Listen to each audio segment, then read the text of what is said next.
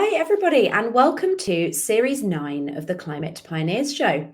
If this is your first time joining us, hi, my name is Cherry, and I'm the founder of Above and Beyond Recruitment. We're a recruitment company that specialise in the climate tech sector, working with startups and scale-ups from all subsectors of the climate industry and supporting them in hiring mission-driven talent.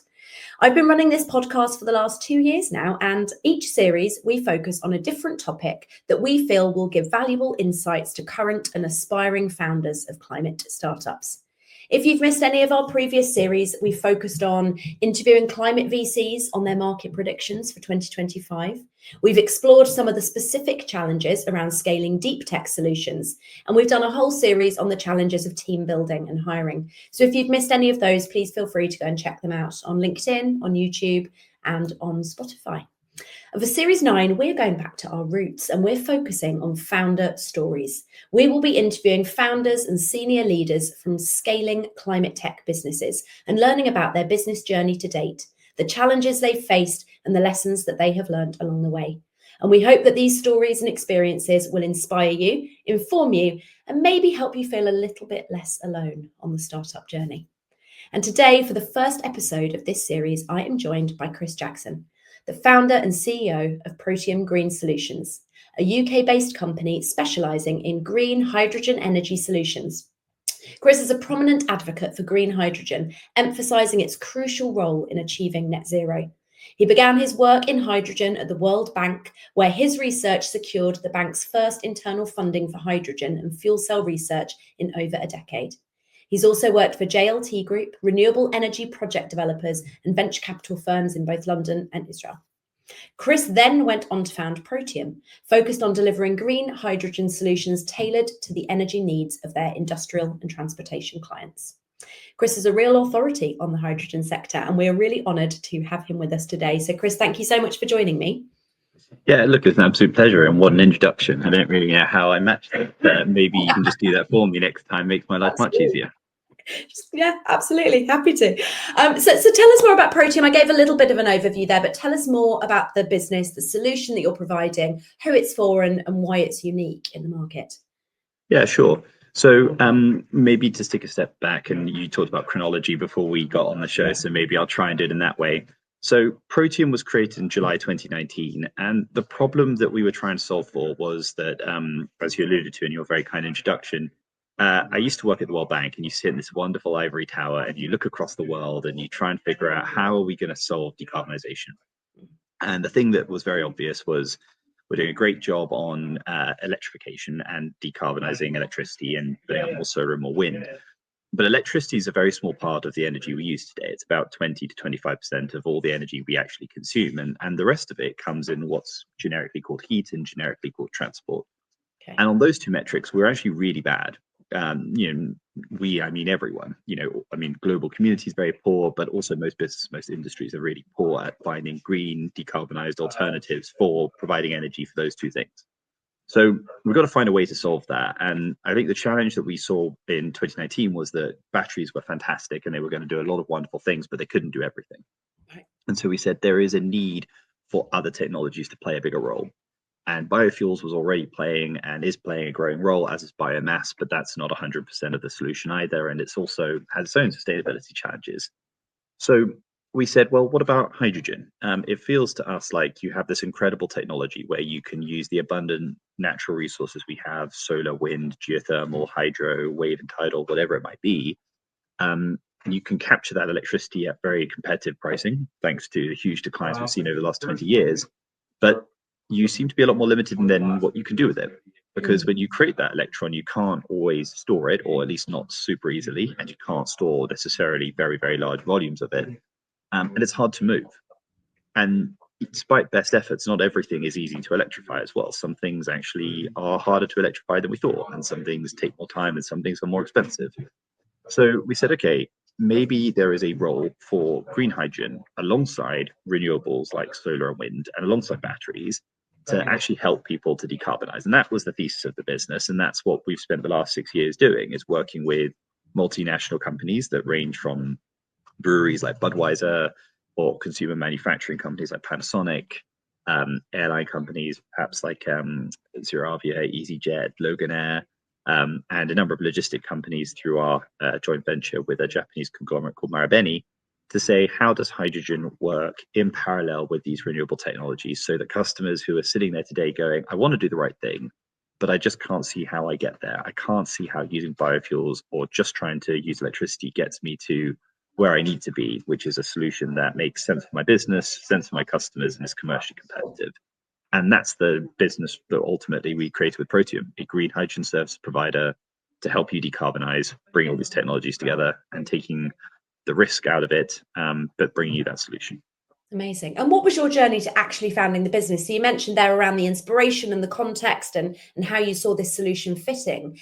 But in kind of real terms, when did that eureka moment happen for you? Who did you co-found it with? And what did that process of it going from being an idea to being a reality look like for you? Yeah, sure. I mean, I think there've been a number of different milestones, and I think a lot of really good ideas do tend to evolve over time, from sort of kernels of knowledge. So, first reference point, I think in 2015, I left my work in the city and I retrained to do energy economics and finance at a university called Johns Hopkins. And my first year was in Bologna in Italy.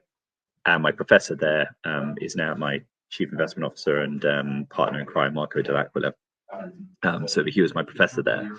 And the first paper I had to write in this class was about an interesting story on renewables, or some sort of alternative take on renewables. And the paper I chose to write on that one was, at the time, the UK was curtailing a lot of wind power. It was about £200 million of cost for UK every single year from turning off wind turbines because too much wind was being produced at times when we couldn't consume it, or the grid just couldn't move it from where we were producing it to where we needed it. And it was forecast to get worse. And in fact, it has got much worse. Today, that number's over £2 billion. So even back then, it was a big number, and it's only got bigger. And so the paper was really on, well, what if you just use that to create green hydrogen? And what could you do with that? And what would the opportunity look like? So I think quite early on, the idea was in the mind that as you were adding more and more renewables, that there were going to be challenges with absorbing those renewables, challenges with storing those renewables, and challenges with transporting those renewables. And then making the products work for customers is something I've been really passionate about. And I think that was then something that came out of a bit of World Bank and a bit of trial and error, which was actually just trying to understand, why do people not switch sooner? So, World Bank, I could never understand why in Saudi Arabia they were burning 2 to 3 million barrels of oil a day when they could export it. I was going, God, this doesn't make any sense. This is the entire North Sea oil production. Why would you not export that? And I think because bluntly, reliability was really important for them, right? Which was that they knew the technology was familiar, it was old fashioned, it gave them base load, and they trusted it. The engineers trusted it more than they trusted these new things, solar panels, wind turbines, and batteries. So that idea that it's not just price, it's actually about trust, and it's about reliability, and it's about scalability. These things started to make a big difference. And then probably the final piece of the puzzle was when we did start Protium in the very early days in 2019. We just called a lot of customers and just said, look, what are you struggling with? Where are your decarbonization challenges? Where do you get to? And we had some fantastic conversations with a lot of the biggest companies in the world. But one of the best conversations was with Budweiser. And that's how we ended up ultimately working for them, is that we sort of came at it from we don't necessarily know anything about brewing, or apart from enjoying the end product. But we know that you need heat, and there's transport, and there's electricity, and we know you're trying to decarbonize. So, what's stopping you? And just by asking that question, you could then start to go, okay, well, are these problems that hydrogen can help with or not? And we believed and still believe that, it's not 100% the solution, but actually hydrogen with these other renewable technologies gives you the opportunity to have that final solution that pulls everything together into something that really works for everyone. I probably shouldn't use the final solution because it's a horrible phrase, but and like a comprehensive end product, maybe better language from my marketing team. And where do you see, because you said there, hydrogen plays this really crucial role as part of a wider energy transition, and it can't solve all of the problems, but then nor can electrification. So have you seen perhaps today the best use cases for hydrogen, and where it seems to be winning out and solving problems other energy forms can't solve? And where do you still see as there being a lot of potential? Sure. So I think there are some early use cases that are already starting to arrive. So just maybe to talk through a few specific examples. So Our project with Panasonic is a really interesting one. So Panasonic has a very large manufacturing site in South Wales, and they need to be zero carbon by 2030, scope 1 and 2 emissions. So they're a real leader and innovator in sustainability. And they said, look, for them it's mostly about electricity and power, but South Wales is not consistently sunny, and the UK, including South Wales, doesn't have a lot of sunshine in winter. So it's quite challenging to think of how do you do that. And they are in an industrial area, so putting up a wind turbine is also kind of challenging. And you can buy power from the grid, but there's also some challenges with that too. And again, more sophisticated listeners will be aware that this has been a long-running debate with many of the biggest companies in the world, which is, can you say you're truly zero carbon if you have a grid connection but you buy a PPA? Some say you can, some say you can't. So they decided, right, well, what we need to do is have the grid as a backup in case we need it, but actually on the site, let's combine solar on the rooftop, because we've got a lot of rooftop space in our factory, with a battery. So we'll oversize the solar, we can provide as much power as we need, we'll store the extra in a battery. And that got them a certain chunk of the way, but not 100% of the way. And so to complement that, they've added hydrogen fuel cells with hydrogen that we then deliver to the site. And the fuel cells do two things. So they provide electricity very flexibly. So if there's no rooftop solar and the battery's empty, the fuel cells can kick in. But what they also do is that the byproducts of a fuel cell, for again, listeners who are not familiar, if an electrolyzer is a technology that takes water and renewable power and splits that into hydrogen and oxygen, the fuel cell is the opposite. You take hydrogen, you take oxygen, you cross them over on a membrane. Again, it's an electrochemical process, it's not a combustion process. So the byproducts of that ultimately are electricity, heat, and water. Right. And that heat you can either use for space heating for the factory, which actually is a big source of energy use, or you can actually even put it through pressure swing absorber or reverse heat pump and actually use it to do air conditioning in the factory. Okay. So in sort of a combined entity, the sort of solution we have with them is a really good example of how you can use it as a complement to solar and battery, as opposed to a direct replacement of. So that's a good one that we've been really proud to be working on.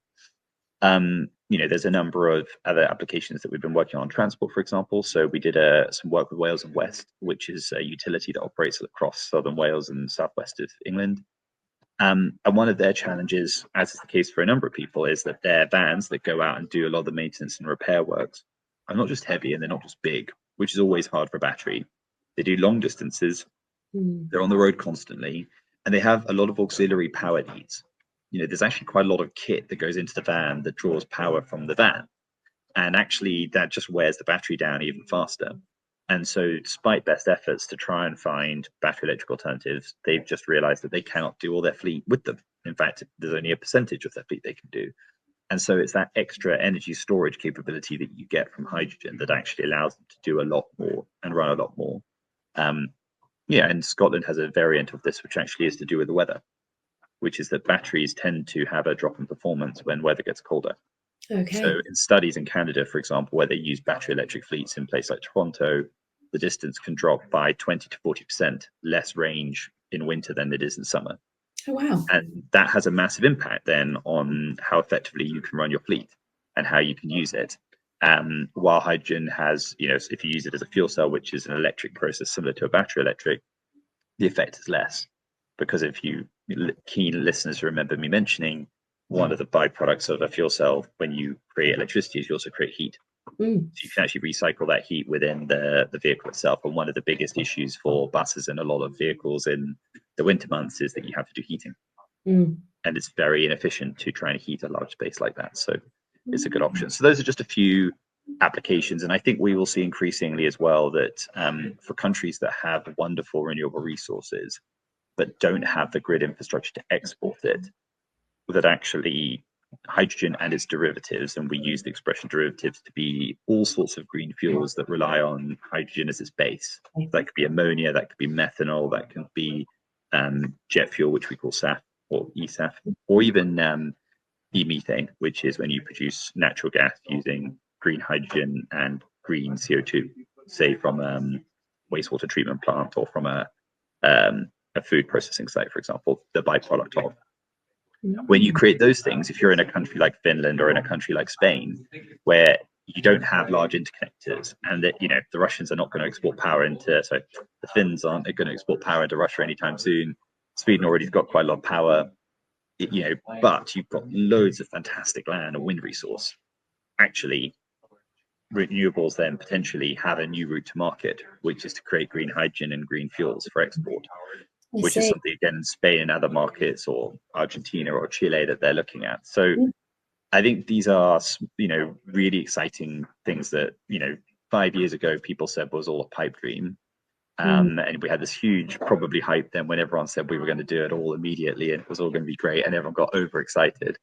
But they are starting to come to the fore now. And with the latest you've been at this for sort of 6 years, right? So how have you seen, you had just alluded to that slightly there, how have you seen I suppose the market evolve in that time, the market understanding evolve, but also you mentioned there around, customers being reluctant to adopt new technologies and new innovative ways of doing things because they're comfortable with the safe, the reliable, what they've always done. How are you starting to see customers become more comfortable with these new solutions and hydrogen-based solutions particularly? Yeah, sure. So, a few different questions within that. So maybe talk about the evolution of the hydrogen sector quickly first, and then move on to customers, which is probably the more interesting bit. So in terms of sort of market evolution, I think it's always worth remembering that with any new technology, there's kind of an initial period where there's just a very low knowledge base for everyone involved, right? And you then very quickly move into this period where there's enough sophisticated people to start putting money in, but you're still in this massive education phase. Start to get these first prototypes, you start to get these first ideas, momentum starts to build, and then the sort of excitement for and the potential for the opportunities then starts to outpace the realistic ability to deploy and deliver. And then you start to get into this boom of a hype cycle. And I think for good and for bad, hydrogen went through that period during a global boom period for investment in clean energy. It's the largest ever year for investment. 2021 was the largest ever year for investment in clean energy we've ever had. So whether you're solar or battery or hydrogen or geothermal or whatever, it was just a boom period. And so hydrogen got the double hit from that, which meant that we raised a lot of cash as a sector. But equally, when you have expectations that are that high, the market is very bad with infrastructure in recognizing the time it takes from a concept to becoming reality. So if you started a project in 2021, but it wasn't built by 23, the market was going, oh, it's all failed. Instead of going, well, the planning and permitting might have taken you a year and a half to do. And I think that's why now the reason why I think people are misstating the market, and I've said this to many others, is when we started in 2019, there was very few operating electrolyzers and no electrolyzer really above 20 megawatts that was really operating globally. There are now multiple 20 megawatt systems globally. There's actually several 50 megawatt projects that are operating in Europe today that are fully commissioned and operational. There are 100 to 200 megawatt projects that have taken final investment decision that are being constructed in Europe. There's obviously the 5 gigawatt project in Saudi that's taken final investment decision in NEOM that's being built. And companies like Protium have been producing and selling hydrogen for 2 years, as have peers like Life and peers like Everfuel and a number of other businesses. And products have come to market. I think that's my segue into customers. I think what was challenging at the beginning for a lot of customers is that the products themselves are all new. Right. I think conceptually, a customer doesn't care whether it's diesel or battery or hydrogen or LPG or whatever. Actually, what they really care about is I have a particular thing I need to do, and I need a set of tools that help me to do that. So I want something that can fit in a van that's this size, that doesn't require me to do a bunch of health and safety retraining, that runs for X period of time, that gives me the amount of power that I need in the right sort of variability that I need, and that at the end of the day is easy for me to refill, recharge, reload, and go out to do the next thing. That's what they want. And actually the fuel they're completely agnostic on, by and large. And so that's just taken time, I think, for people to build those types of products and those types of services that make that easier. And in parallel, there has been also pressure from customers to go, we can't keep operating the way we are if we're serious about net zero. So if we know we're going to have to change how we do our business anyway, and we're already going to have to change our processes and how we engage, then actually it's not such a big mental jump to then say, well, let's use a new technology. If you don't want to change any of your processes and you want to keep everything the same, adopting a new technology is harder. If you're already going to have to change everything because you're saying we're going to have to decarbonize and this means changes, those types of customers tend to be more receptive and more amenable to moving things forward. And we could talk about some examples later, but I think that would be some of my general commentary on it. And I think it is changing in quite a profound way right now. Yeah, that's true. So I suppose it would be fair to say, rather than you having to meet them where they are, they're on this innovation journey and showing more willing to change and adopt new processes anyway. You do the two together. I give you a great example, the construction space. So construction space has been looking at hydrogen for a while. It's a really interesting product for them because typically in a construction site, you use an enormous amount of diesel, right? I was going to say, they use it for generators and things. Is that where they use it? Yeah, exactly. And for machinery and all sorts of equipment, we'll use diesel, right? But diesel is actually a terrible product in some ways, right? It's bad for the health and safety of staff. Standing next to a diesel generator all day is very bad for health and safety. It's actually a major issue. It's noisy, which is bad for both the staff and for any local communities. It's polluting, which, as I mentioned, is not good for anyone. If there are any spills or environmental damage, that also is an issue because there's cleanup and contamination risk. And then there's theft, because actually theft of fuel on sites is quite a major issue. So it's actually not a particularly good product. Where people like it, obviously, is that they're familiar with it, it's widely available, and it's quite cheap. And those things are why we've ultimately stuck with it, despite all of the limitations that we have. So hydrogen is super interesting because if it's a fuel cell, there is no local air pollution. It's electrochemical, so it's quiet. It's hard to steal and to repurpose. So kind of ticking all of those boxes. So it's about how do you make that kind of more accessible. And traditionally, you either had what was called a manifold cylinder pack, which are these big 1.5-ton cylinder packs that you can bring in that will store 16 kilos of hydrogen, which is roughly 350 kilowatt hours of stored energy. A little bit more than that, actually. So it's probably about 440 kilowatt hours of stored energy. So it's still a lot compared to a battery. But you have to move it in on a big heavy truck and you have to take it off with a little lift, and it's quite inconvenient. Or you had a very, very big tube trailer where a tractor had to come onto the site with a big sort of, articulated type lorry, and then they had a trailer on the back, and then you'd take the gas off the back, which then would last you much longer, but then you had to have a tractor come onto the construction site. You had this big tube trailer of hydrogen sitting there. So neither product was very well designed for customers. So we worked with a couple of businesses to design what we call our mini trailers. So our mini trailers are designed to be pulled on the back of a 4x4. They have a tow bar trailer, so they're really small and easy to maneuver, and they provide about the same equivalent amount of energy as a diesel Bowser would. So if you're a construction company that would normally bring your diesel on once every week, leave that on for the week, and then replace it at the end of the week, you have exactly the same duty cycle today now using one of our products as you would. So that is an example of where we went to where the customer was. We said, actually, the customer wants to do this. But we need to make the way that they consume the product better, because the way we're delivering the product's not right. So we went to them and found something with them, working with a number of partners in the supply chain that helped us. So it's we both have to move towards each other, but the customer has to have those problems and has to see that those current things are problems, so that they're worth you investing that time to try and solve that problem. Exactly. And on that kind of commercialization journey, how challenging was it for you in those very early days to land those first kind of major partnerships and projects? And what was if you're happy to share a little bit around what your go-to-market strategy for that looked like, and perhaps, you're far more evolved as a business now, how that has evolved over time?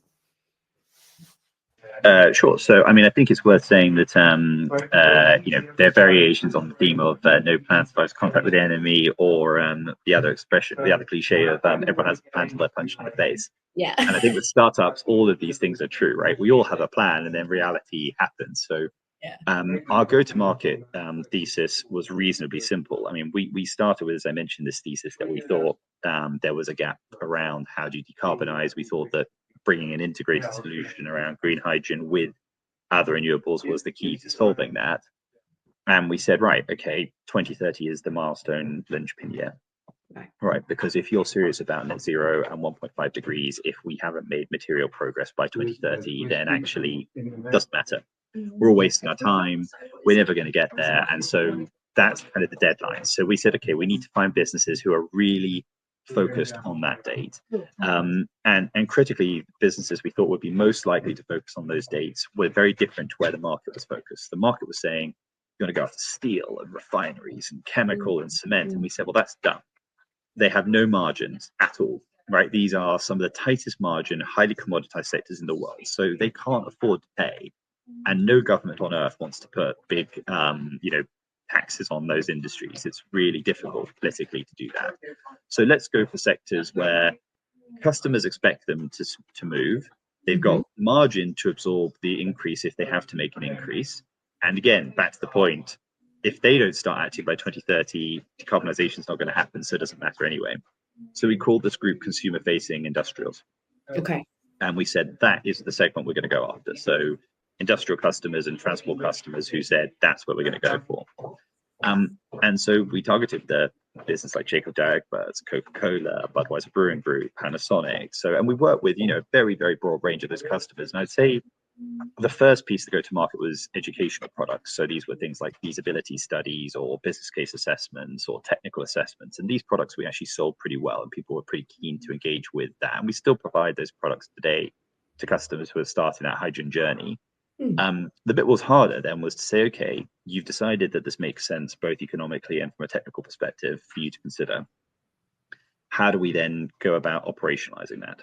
And Protium, our big USP was that we said, well, we will not just be a consultant too, but we'll actually be a developer, owner, and financier of the infrastructure required to decarbonize. So we're not just telling you this solution could work. We're actually saying we can provide that solution for you and effectively de-risk all of the financing and all the technical requirements and make something that normally would be a very big CapEx investment into a more manageable OpEx investment. The challenge, I think, which then came from that bluntly was twofold, COVID and the war in Ukraine. Right. And those two things, I think, as many people will know, basically challenge two of our main assumptions. One is that they hammered interest rates, and interest rates obviously is a huge driver of cost of capital. Yeah. And for long-term infrastructure, if people were happy with a 5 or 6% return on a wind farm in 2018, they then needed a 12% return on a wind farm. And that just meant projects suddenly were very hard to finance. And then on the second side of that, if the customers were willing to pay more, then potentially they might have absorbed that increase. But you then had the inflationary impacts of the war in Ukraine and the global energy crisis that came from that. And so again, for many of our customers, and again, it's public knowledge, it's on the AB and Bev annual accounts, but they talked about how in 2022, their basket of core ingredients that they use to make beer and brew beer and do the packaging and the glass and everything else, that increased by 44% inflation across their core goods line. So, you can imagine when these are the sort of dynamics playing out, and especially if you're in a consumer market where, again, we chose consumer-facing industrials, a lot of these businesses relied on customers going out and consuming, and their sales cycles are short. They're 1 to 5 years. So, they're thinking about what's the sales look like today or tomorrow or the next day. So all of those dynamics actually just meant that it slowed down. And so we still work with that sector, and we're still really close, and we still fundamentally believe that is the right sector to be in. But we've had to pivot like many businesses, and actually one of the big pivots has been into sectors like construction, where we've done a lot more, because construction has got a government mandate around decarbonisation that is pushing people to adopt. But we've also been looking a lot more at where people are looking at mobility type applications too. Because again, people thinking about maritime and unmanned, thinking about aviation and decarbonized aviation, and people thinking about trucking and the 2030 ban on internal combustion engines. Again, these sorts of drivers where people are going, we have to do something by then. If we're going to do something by then, we need to start trialing now. We need to start learning now and doing the data collection now. All of that's created a really good customer base for us. Amazing. So sort of following those regulatory evolutions, and also where there is that kind of appetite, I suppose, in the industry to make that more immediate change. We've got a deadline of 2030, and there's some regulation and some policy that's helping drive that adoption. Yeah, and I think what I would always say to people is that, there is a cliche which is follow the subsidies and follow the regulation. And I think we always try to avoid that quite carefully, because as you see in the United States, it just takes one change in government and suddenly that entire business plan falls out. So I think you have to be aware of these things, because unfortunately, if your peers are going to go after them and benefit from them, you have to participate in that as well. Unfortunately, it becomes a little bit of a, you have to do it because they have to do it type thing. But in general, to build a sustainable business, you have to go back to what are the fundamentals for why your business has a right to exist. And I think ours comes back to, if you believe that decarbonization is something we have to do and want to do, then you've got to find customers that recognize that need and feel real pressure to move. Yeah. And then equally, you have to go back to, why do people switch? And people switch for one of two reasons: either they're forced to by regulation, or the product's better. Yeah. So if you can find the double whammy of a better product and a regulatory driver, that's when magic happens. And that's kind of also something we've really tried to focus on. Amazing. And tell us a bit more about the fundraising journey that you've been on, because you've mentioned a couple of things there around, this kind of boom period of investment into the energy transition around 2021, which was sort of 2 years into Protium's business journey. You also talked about the fact that, then these sort of expectations around delivery and some of the challenges that could have brought you with getting follow-on funding. And then also the fact that you're sort of in part financing or fully financing this solution, or the adoption of this solution for your customers, which means that you need more money in order to do that, right? And there are other financial complications there. So tell us more about that fundraising journey that you've been on, the highs and lows of that, and yeah, what you've learned from it, I suppose. Sure. Well, look, I mean, again, I think most entrepreneurs would say fundraising is one of the most challenging, if not the most challenging part of what we do, right? I don't think that's changed. And I think, again, there are a number of really complicated aspects behind that, right? I think one of the toughest things to get your head around is that we have you have a theoretical market, but it's an unproven market for climate products more broadly, right? We all think decarbonization is something we should do, but it doesn't exist today, right? And so the question is, are you going to replace the existing market? If so, what time frame? If so, what margin? How does that work? Or are you also creating a new market that doesn't currently exist yet? And when you do that in the tech world, or you do that in the biotech world, people are excited because, generally speaking, they're not regulated markets. And so the premium and the perceived upside that you can get for these things is very, very large. And so in that sense, it's, people look at the risk and go, God, it's really risky, but the return profile also is really nice. We, as a society, are a bit schizophrenic when it comes to energy. We sort of go, it's really, really important and it matters loads and it's critical to modern society and everything we want to do, whether it's AI or whether it's smartphones or whether it's traveling around the world or whatever, but we don't want to pay for it. And so we have this really weird cultural dynamic with it, because you'll say, well, I want you to take lots of risk by going into a space, but to have real scale and do something like retail, for example, I don't want you to charge lots of money because I don't want customers paying lots of money. And if you go more industrially focused, again, you're in a tough place, because you're going, okay, well, again, if you're not cheaper than them on day one, how does that work over time? What are the incentives? So I think that's why ultimately energy is also very tied to policy. And I think in our fundraising experience, that was one of the things that we really noticed was in the early days, where the UK was, seen as reasonably middle of the pack or even slightly ahead on policy, not even just subsidy, but just thinking about hydrogen regulation strategy. Where do you want the role of hydrogen to be? What will hydrogen standard look like? It was much easier to get investors on board. You then had this really interesting double act of the US, where they first came in with the IRA. And as I said, it was a bit like someone pulling the lid out of the bathtub, and suddenly all the water disappeared from UK, Europe, everywhere else in the world, and everyone went, right, America, there. And so the question was, were you in America or not? And we chose not to be. Which, at the time was a tough call, because almost all our peers ran over. I just thought investors were wrong. It's such a dangerous thing to do, but I just quite often think investors are wrong. And they often are wrong because they can't be specialists in your specific industries, and they are placing bets, and they have to follow where their LPs want them to go, and their time frames are actually quite short.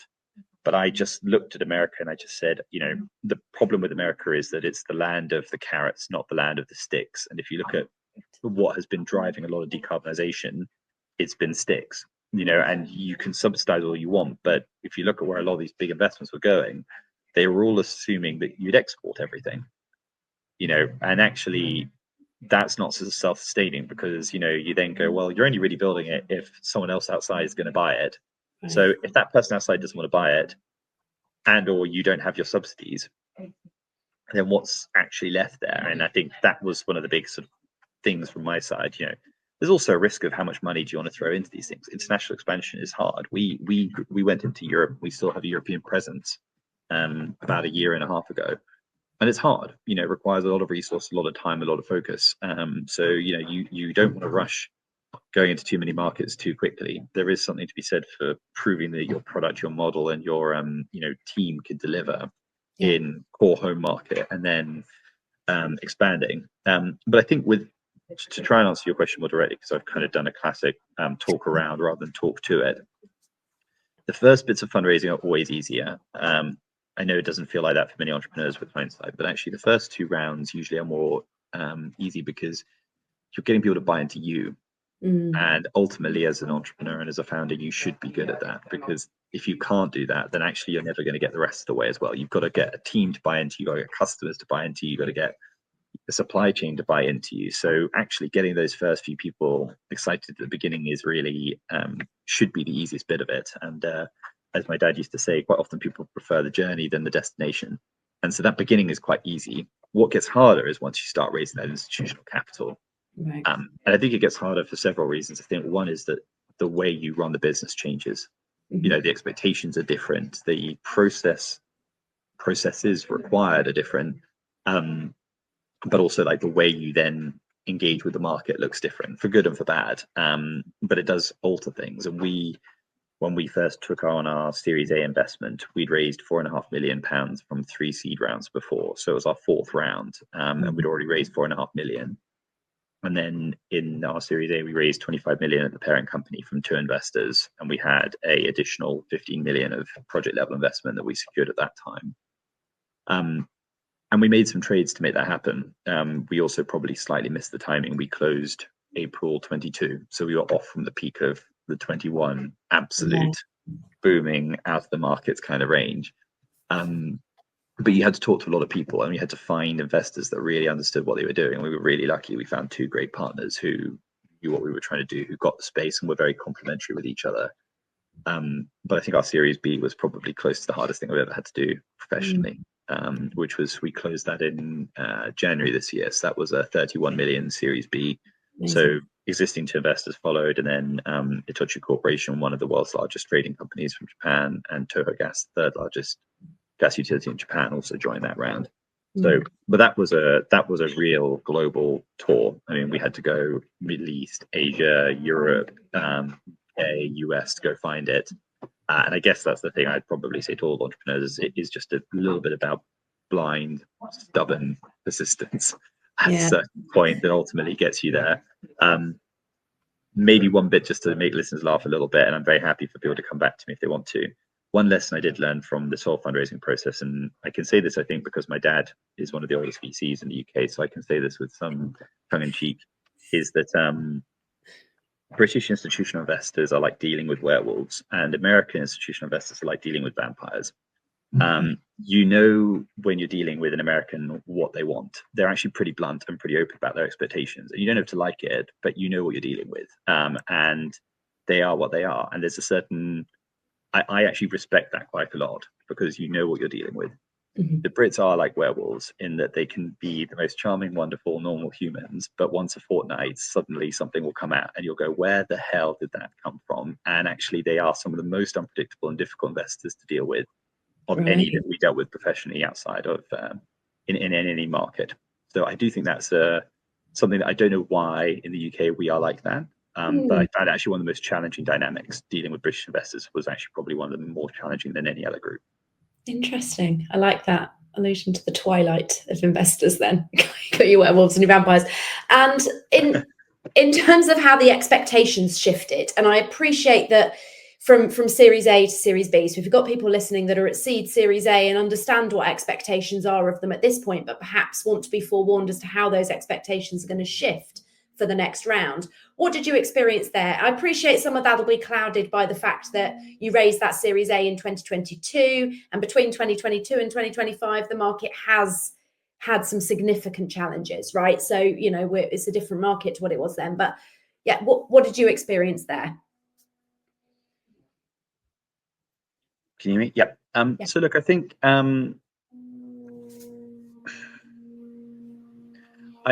one of the hardest things for an entrepreneur to do, and I actually found reading biographies was quite a helpful piece of this. Was a bit of my own talking to family, but actually biographies is quite helpful to do this. Was to be really honest with yourself about what is it that you want.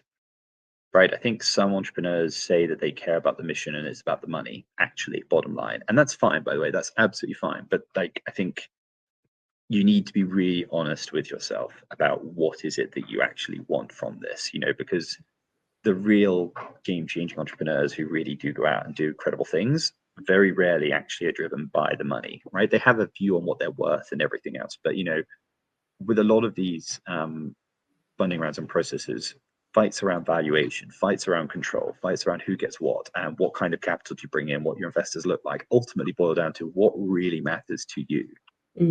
I think for me, I was really clear that I didn't want to just keep raising a few million here and there and have a team of 12 people and just kind of be bumbling along for 10, 15 years to see if we'd make it or not. I was really clear that this was going to be like a go big or go home. Either we're going to do something really transformational, make a really big difference, or we're going to fail. But either way, we're going to do it fast. Right. And fast means we had to raise capital, which meant that to raise capital, we had to probably accept more governance and maybe not get the highest valuations out there. And I made that trade consciously because that was the most important thing for me. I think if you haven't had that conversation with yourself and with your co-founders, I think it's really tough, because when you then do get into the room, and you will get into the room, and you realize you're not going to get everything you want, you will struggle, actually. And if your own investors and your own team don't understand what you want and why you want it, and they're not aligned behind that as well, that dynamic is even harder. So I think being really honest about what you can live with and what you can't live with, and making sure that the people who matter are on the same page with you on that and willing to follow you on that journey, is probably the most important advice I can give someone as a general bit of guidance. That's super helpful. And you talked about the fact that, to go big or go home, you needed the bigger money, and therefore there were the trade-offs you had to make. Talk me through how that's reflected in your team and in how you've scaled and grown the business over the last 6 years. When did you first start hiring? What does your team look like today? And talk us about that. Talk us through that team building and growth journey.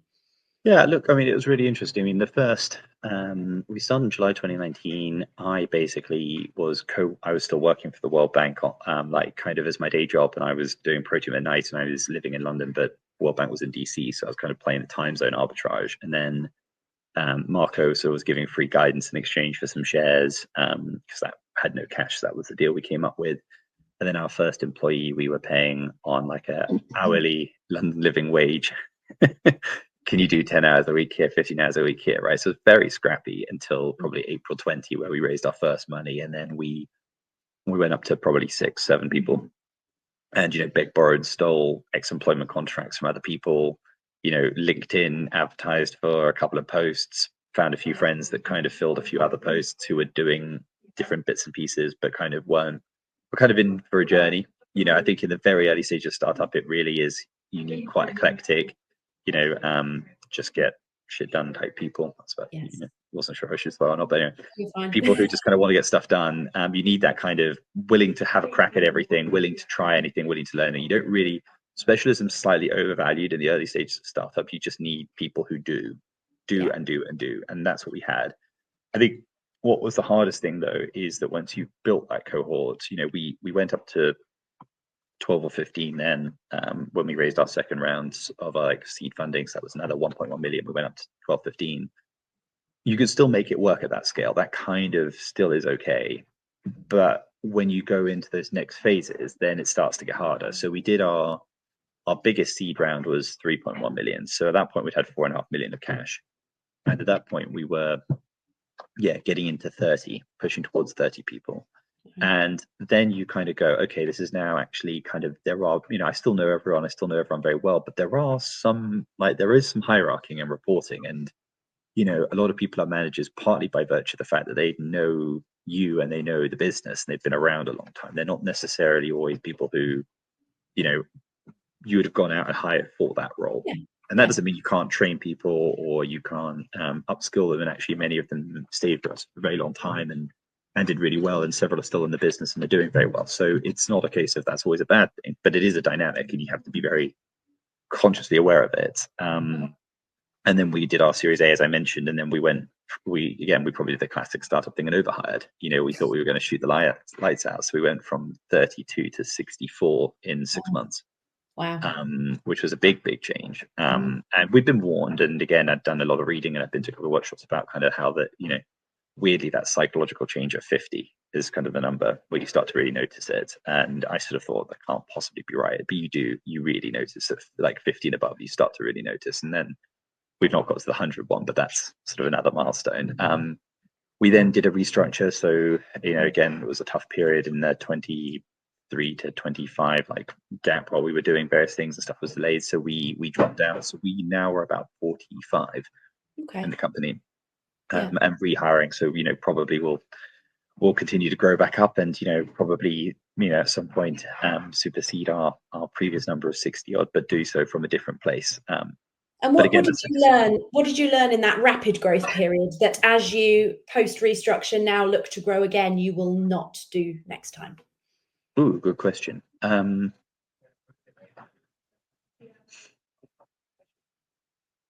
I think one of the dangers that you get into, which is a very normal danger, and I've heard it in many businesses, is you say you almost manifest where you want to be.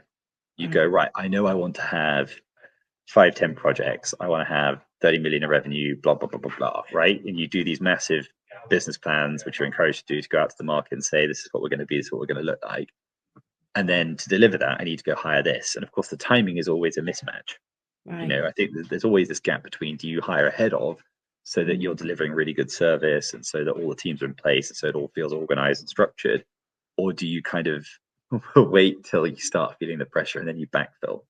And I think it's a natural tendency when you've got the money to do the first bit, because that feels like the organized, structured, rational thing, which is to go, right, let's hire them all out and it's not stressful and it's there and you tick it all off. And especially I think if you're in a hyper-scaling business and you're really growing, I think that is actually a really important skill set, right? But it does inevitably mean that you lead to overhiring.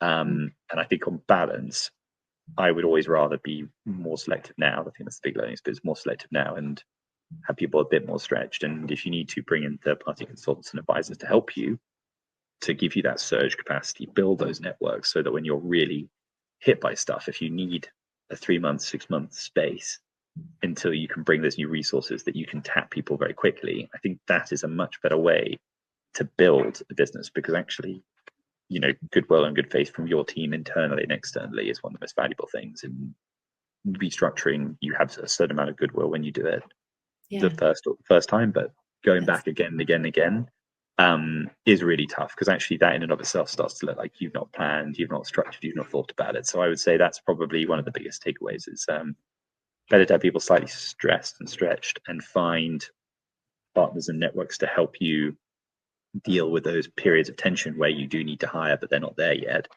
It's probably better than overhiring and then having people bored sitting around, and then worst of all being over-resourced and then having to deal with that through some kind of restructure later. Yeah, absolutely. And how intentional have you been about company culture? And what's your journey on that been? Was it something that you kind of defined and set and had a vision for early and have been really intentional about building, or something that as you've grown has evolved organically itself? And have you faced challenges as the business has grown, especially in those fast periods of growth, around how you've maintained that culture and protected it? Yeah, it's really, really tough question to answer. I mean, I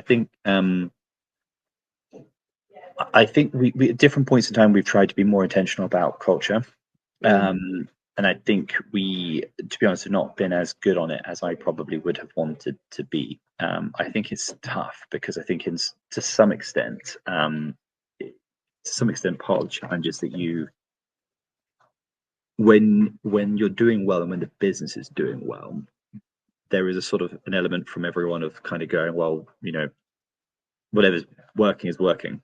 Yeah, And the complacency, time you right? really, well, and I think the time you really value culture is when things are not going well. But equally, when things are not going well, you go, "Oh my God, I've got so many other things to do. I don't have time to deal with this." So, I mean, I think one of the takeaways we're going through at the moment, and we've been going through in the last couple of months, is having gone through the boom, having ridden through a very difficult period, and now come out the other side, is saying we want to put culture right back on top. And that probably would have been a bit of a lessons learned to myself, which would have been to say, be very honest about which bits of culture really matter, because I think there's a lot of things that sound good to say you do, but actually be really honest about the bits that really matter. Yeah. Invest in them, even when you're doing a million and one other things, and even when you're busy, and even when time is tight. Consciously carve out time for them. This is why, again, I think keep it more limited. Don't necessarily commit to doing hundreds of things, but commit to 2 or 3 really important parts of culture. Great. And invest in them. And I think that definitely is a thing I would we're doing more now of, but I think with hindsight we could have done better. But culture also comes from people, and I think that's one thing we did very well. Is I think we were very good in hiring good people. There's very few people we've hired where I feel we made a real mistake, and I think that also probably got us through, to be honest, a lot more than maybe would have been the case if we'd not got the hiring right. So again, I think hiring is crucial, and I, for the most part, and I do now, sat on almost every interview. Even for 15 minutes. There was a period where I didn't, and I think that was a little bit of a mistake as well. But for the first 3 years of the company and for the last 6 months, I sat in on every hire. Yeah, that's really crucial, especially to make sure that you're that kind of ultimate Culture fit. litmus test of culture fit and protecting it, because you're right, in times where everything else goes out the window and culture almost gets put on the back burner, it can still survive despite it being slightly neglected if you've got the right people that are self-sustaining it over a period. But yeah, very interesting. And how are you feeling about the future? So you closed the Series B in January. How are you feeling about the future of Protium and I suppose also the broader market, right? And the direction of travel over the next few years, and therefore how Protium will continue to thrive in that. How are you feeling about the future? Yeah, as I kind of alluded to earlier, I'm actually feeling pretty good about the future insofar as I think the market's actually doing much better than I think is understood by a lot of people, certainly in my subsector, green hydrogen, because I think a lot of assets are actually being built and projects are being delivered and customers are buying the products. And equally, I think a lot of the companies that in 2017, 18, 19, 20 said, wow, there's going to be this hydrogen economy, let's build something, they've taken time. We are going to be one of the first recipients of Scania's fuel cell electric vehicles. They're only producing 20 worldwide. Some of the first have just started arriving this year, but they're only just being delivered. There's a lot of hydrogen generator products that are only just starting to come to the market. There's a lot of hydrogen or dual fuel engines for shipping that are just starting to come to the market. For hydrogen aviation, they just did the first ever contours test in Nevada of it was actually a drone, but it was testing what contours you create from hydrogen so that you can model the impact on climate compared to using SAF or jet fuel.